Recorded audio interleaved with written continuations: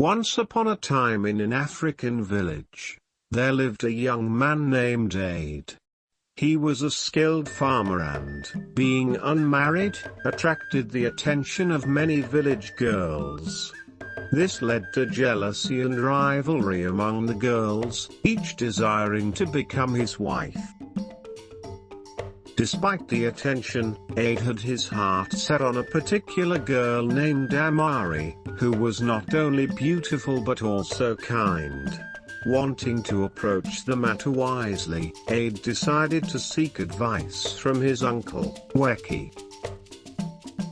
The next morning, Aid visited his uncle and shared his feelings.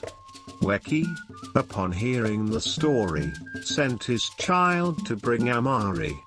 She arrived promptly, and Weki had a conversation with her before leaving them alone in a hut. Aid expressed his feelings to Awry, who initially hesitated due to shyness but eventually agreed. Overjoyed, Aid hugged Awry, and they discussed the plans for their upcoming marriage.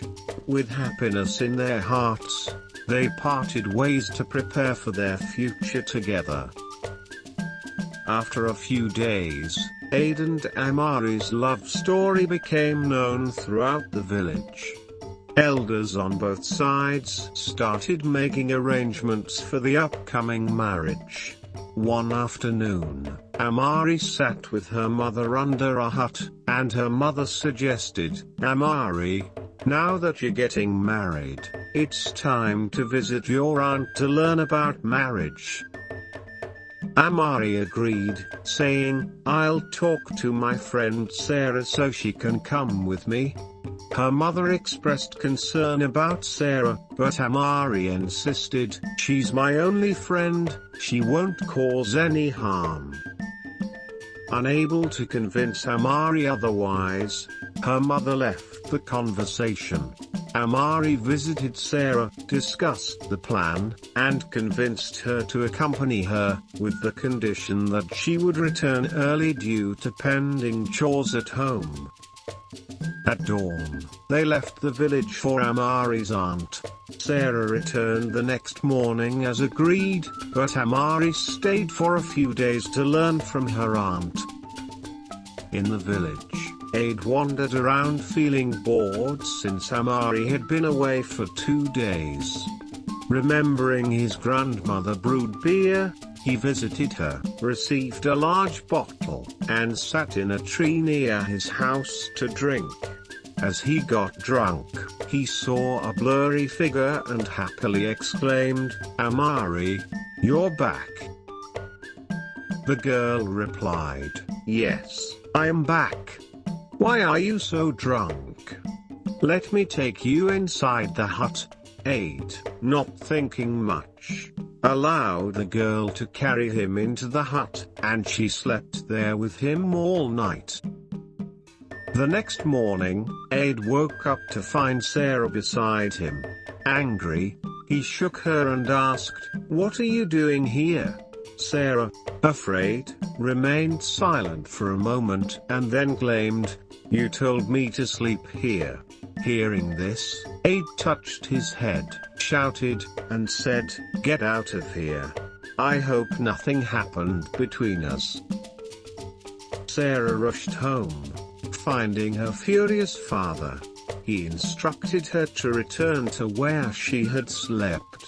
Sarah went back to Aid's place, secretly hopeful that her desires were coming true. Aid was on his bed when he heard a knock. Opening the door, he was surprised and wanted to close it, but Sarah said, "My father told me to come back." Realizing it might be a problem, Aid sought advice from his uncle, who suggested taking Sarah to his grandmother until his situation with Awry was sorted. 2 days later, Awry returned to the village, and their wedding took place. She moved to Aid's place, but a week passed, and Aid still hadn't shared his situation with Sarah with Awry. He hesitated to tell her. The day arrived when Aid decided to tell Amari the truth.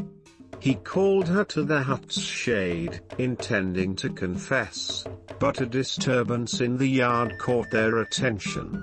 Sarah hurriedly approached with Aid's grandmother trailing behind.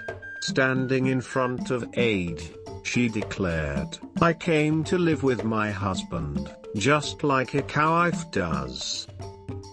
Aid, bewildered, stared at her.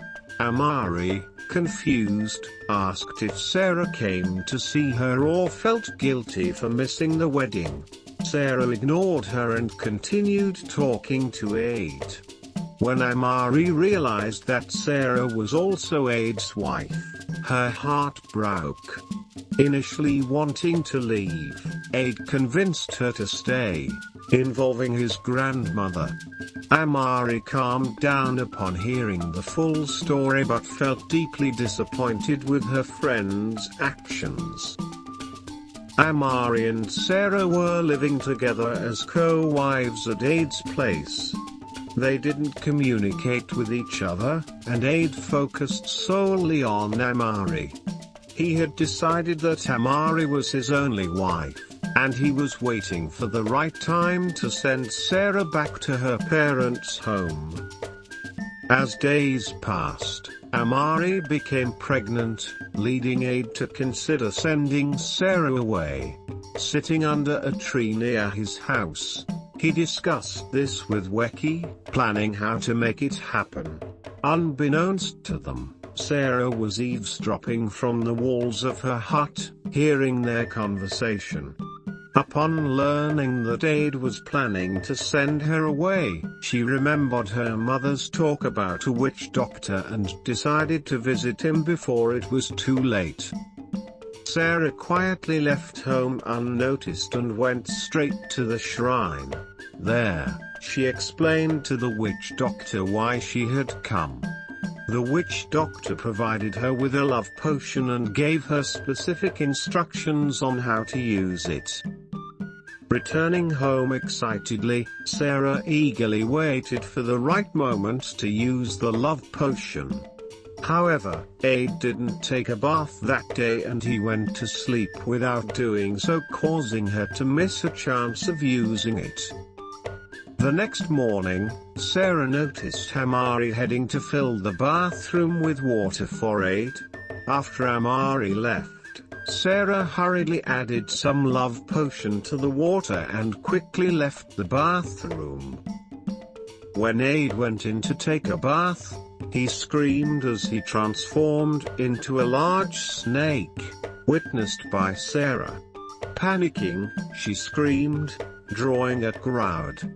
When asked, she shared the entire story, leaving people shocked. Sarah decided to return to the witch doctor.